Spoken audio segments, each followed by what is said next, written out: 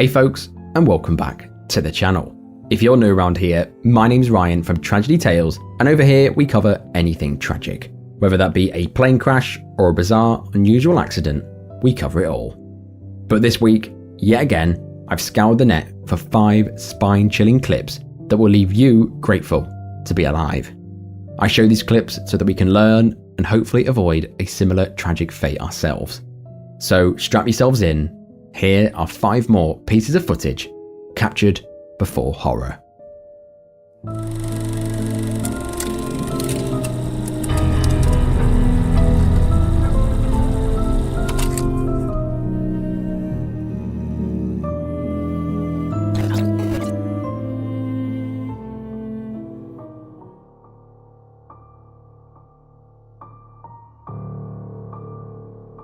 This heart-stopping GoPro footage was captured in April of 2022 on the majestic Meiji Mountain, located near La Grave in the Southern Alps. The video is pretty short, but very intense. It starts with serene scenes presenting a beautiful panoramic view of the magnificent mountains. He finds himself captivated by the beautiful, picturesque scenery. However, while he's admiring it all, an unforeseen event takes place. A sudden hole materializes underneath him. In an instant, the skier helplessly descended into the depths of the dark void.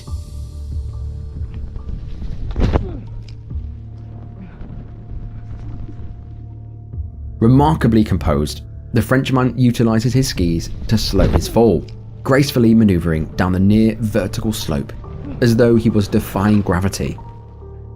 Now, footage before horror doesn't necessarily mean death. Amazingly, against all odds, his audacious strategy to slow his fall succeeded, allowing him to find a small foothold on a narrow ledge. From here, he peered into the deep, dark chasm that almost claimed his life.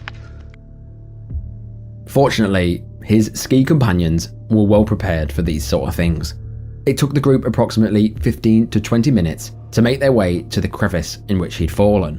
When they got there, the painstaking rescue efforts commenced, involving the use of crampons, pickaxes, and shovels to finally free him from the icy grip of the glacier. Thankfully, the unnamed skier, described as an experienced mountaineer and ski mountaineer, not only survived the ordeal, but also exhibited astonishing composure. Following a brief respite, he even resumed skiing, leaving his companions in awe of his calm demeanor. This footage went viral and left countless online viewers speechless.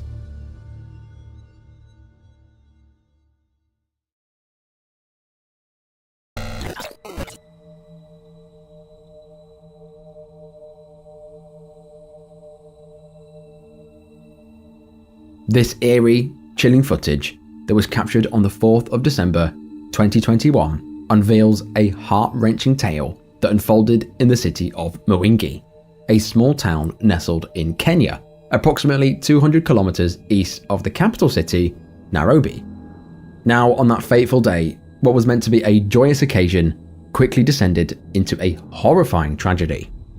A 51-seater bus filled with 45 passengers, brimming with excitement for a wedding ceremony, embarked on a treacherous journey. Their destination lay in a distant village, nestled on the other side of the famous Enzui River. Among the passengers were members of the close-knit Mwingi Catholic Church. With the church choir on board, their voices filled the air with laughter and cheerful conversations as they boarded the St. Joseph ceremony bus. Approaching the road that spanned the Enzui River, the once tranquil waters had transformed into a raging current, completely devouring the road that they were supposed to cross. Of course, he stopped the bus and contemplated the risks of traversing the river. While he did this, members of the wedding party, along with the church choir, defiantly danced and sang by the water's edge. Their spirits remained unyielding, determined to not let a mere river dampen their special day. Their faces radiated joy, completely unaware that within the hour, most, if not all of them, would be dead. The bus driver was acutely aware of the dangers that lay ahead. He even expressed the fact that he was unfamiliar with both the bus and the river, However, according to survivors' accounts, various members complained that they were already late and urged him to forge ahead. Motivated by this pressure, and apparently fearing the appearance of being a coward, the bus driver made a fatal decision, disregarding the swirling floodwaters that served as a chilling warning from nature itself. He pushed forward, hoping to navigate the treacherous crossing. However, in a cruel twist of fate, tragedy struck with brutal force. This video footage captures the bus as it inches forward through the water. And they almost make it, until the vehicle's tyres suddenly lose their grip on the slick road, sending the bus tumbling over itself. The passengers, disoriented and petrified, inadvertently trampled on one another trying to escape. By the end of that fateful day, that river took a heavy toll, mercilessly snatching away 33 lives, leaving 12 in complete shock. Among the dead were the ill-fated bus driver, who said that he should not continue, along with the daughter of the bridegroom and tragically her 3 young children. Regrettably, this is not the first time that lives have been lost on this river on this exact same road, raising unsettling questions as to why a bridge had not been constructed to safeguard the lives of those who must cross. This tragedy serves as a grim reminder of the complete unpredictability and the ruthlessness of nature.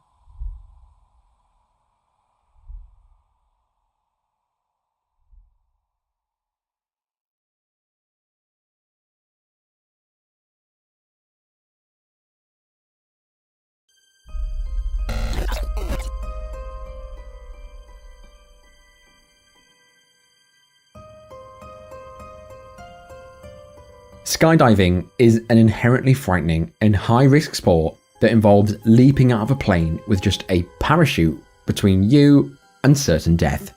Personally, I'd never attempt it, but loads of people, thousands of people, love it. However, if I were to try skydiving, I'd definitely opt for a tandem jump, where you're basically hooked up to a professional, and it's considered way safer for beginners. Unfortunately, this belief proved fatal for 18-year-old Tyler Turner. On the sunny morning of August the 6th, 2016, Tyler, who bravely refused to let his mild case of cerebral palsy control his life, arrived at the Lodi Parachuting Center in California for his first ever tandem skydive. Tyler was known for his fun-loving and adventurous nature. He was a musician and was adored by everyone around him. For a bit of background, the Lodi Parachuting Center was a renowned skydiving school located in California's Central Valley. It opened in 1964, and it proudly claims to be one of the largest and oldest drop zones in the United States. On that fatal afternoon, Tyler was paired with Yong Kwon, a 25-year-old instructor who had accumulated 700 jumps of experience. Before suiting up, Yong turned his camera and warmly greeted Tyler, capturing the excitement of the moment. Tyler, standing on the sunlit runway, expressed his love for his mum and playfully wondered if he would make it through the jump. Welcome to Parachute Center. Oh, What yeah. is your name? My name is Tyler Turner. What are you doing here? I am gonna jump out of a plane. It's your first time. First time indeed. Maybe you're a little bit scary. A little bit scary. When I get up there, it's gonna be like, oh gosh, adrenaline's gonna kick in. Just let it happen. Okay. Who is it? That's my mom over there. Hello. Very loving mom. Done a lot for me in my life. Hope more that she'll help me with more of my life, because I want to make it. Okay. We're gonna make it. Do you ready? I am ready. High five. Let's go to jump. Let's go jump. I'm ready. And just like that, they said goodbye. Tyler boarded the plane and ascended above the clouds, and without a second thought, leapt into the sky with Yong in tandem.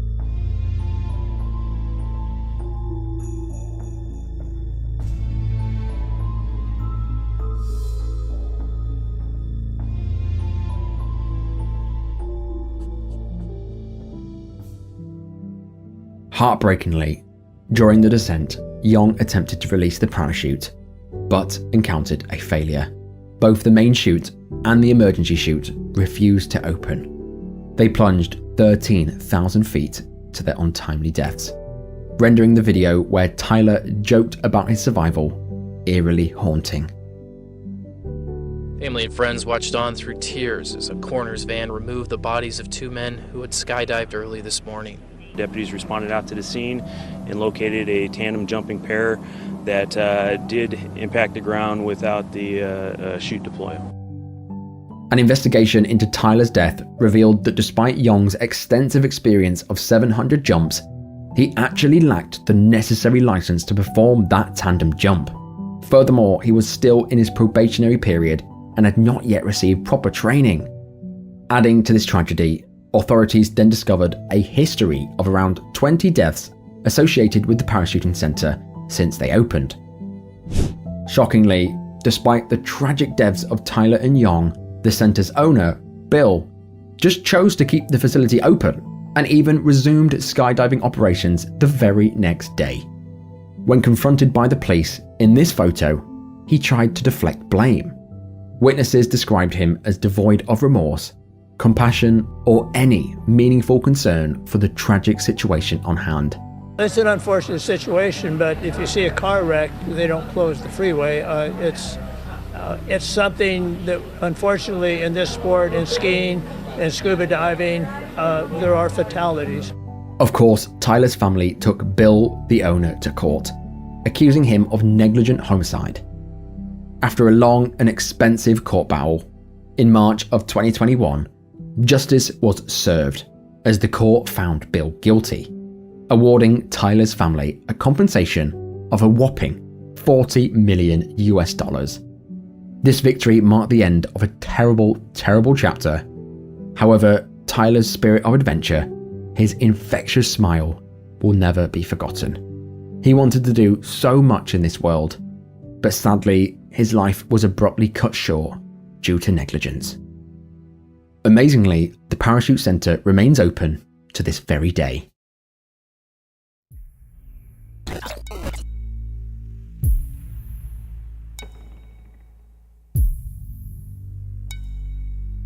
On the 20th of May, 2023, a tragic and completely avoidable incident unfolded in El Salvador.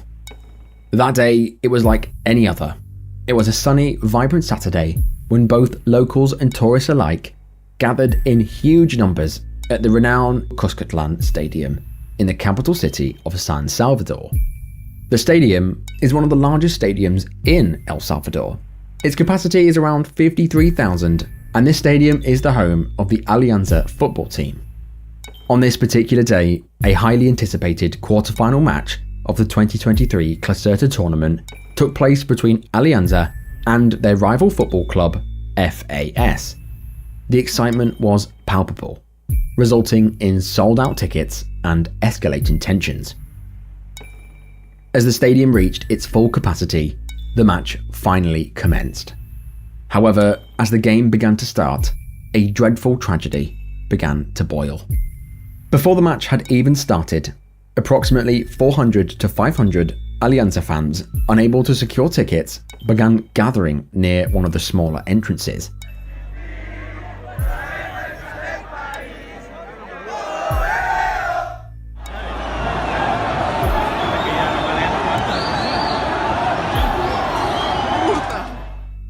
The minute it started, these fans began to bang and force the lock barriers in an attempt to catch a glimpse of the anticipated match. Around 20 minutes into the game, the compromised barrier finally gave way, causing an avalanche of people to surge onto the pitch. Those who were already inside the stadium, witnessing the sudden influx of people, were gripped by panic. While the safest course of action, in hindsight, would have been to remain in their seats, the chaos fueled a collective desire to escape. Unfortunately, the sheer mass of people made it impossible to do so. The pitch was never designed to accommodate such massive influx of people. Amidst the scream of desperate fans, the situation spiraled out of control. Crushed by the surging crowd, people soon found themselves trapped with no escape routes. All exits were overwhelmed.